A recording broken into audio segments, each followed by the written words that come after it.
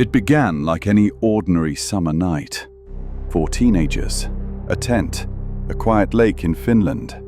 But by sunrise, 3 would be dead, and the 4th would have no memory of what happened. On June 4th, 1960, 2 teenage couples, Nils and Mila, Seppo and Irmeli, camped near Lake Bodom. The water was still, the forest was calm. They laughed, played music, and zipped up the tent before midnight. Just a few hours later, everything changed.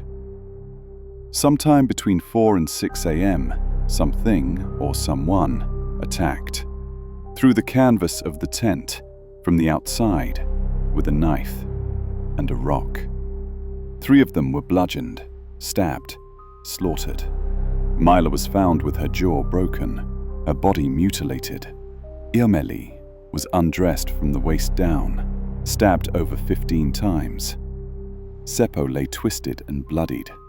Only Nils survived, barely, found outside the tent, battered and dazed. He said he remembered nothing. But one detail haunted the investigation. Nils' shoes were found hidden, soaked in his friend's blood. No murder weapon, no suspects, no answers. A local kiosk keeper, a German biker, a man with red eyes and black clothes. Theories piled up, but no one confessed. 44 years later, Nils was arrested, tried, acquitted. The case? Still open, still cold, still terrifying. Lake Bodom remains quiet today, but if you camp there, listen carefully at night. Some say you can still hear the canvas tearing, or footsteps in the pine needles creeping closer.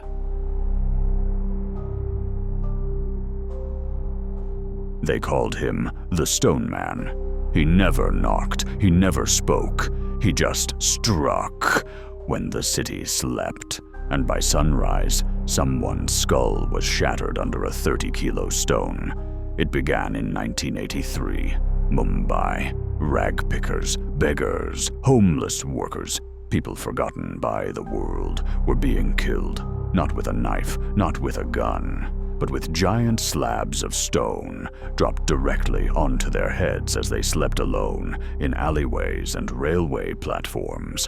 One by one, silently, the deaths piled up. No witnesses, no suspects. They only knew it was night, and the killer always struck again. By the time people noticed, 13 people had already been murdered. Then, just as suddenly, it stopped, but not for long.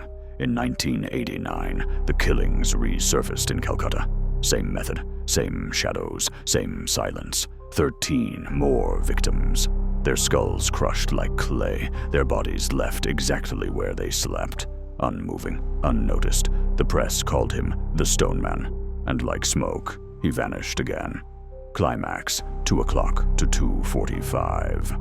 2 decades passed. Then, in 2009, the terror returned. Guwahati, 10 more dead, all homeless, all sleeping in the open. Each one found, with their skulls split open under slabs that no single person should be able to lift alone. Was it the same killer, or a copycat? Police were left with one haunting question. Was it ever a man, or something else entirely? No one was ever arrested. No footage, no fingerprints, no motive.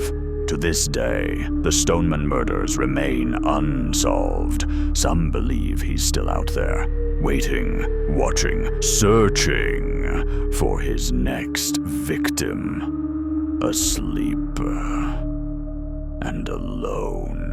Imagine waking up in your bedroom, lying face down in your own blood, drained completely. That's what happened in Stockholm in 1932.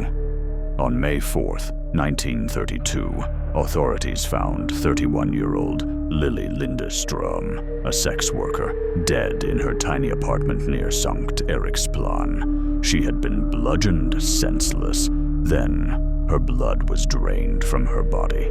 The weapon? A gravy ladle found by the bedside. No signs of break-in, no forced entry. This was personal.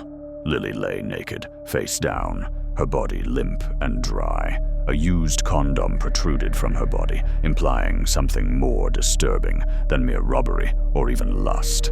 And then, the gravy ladle, a utensil meant for comfort and warmth, twisted into an instrument of death. Inspectors gathered witnesses, clients, neighbors, suspects. Nothing. Anyone could have been there. No arrests, no explanations. Authorities whispered, perhaps a vampire.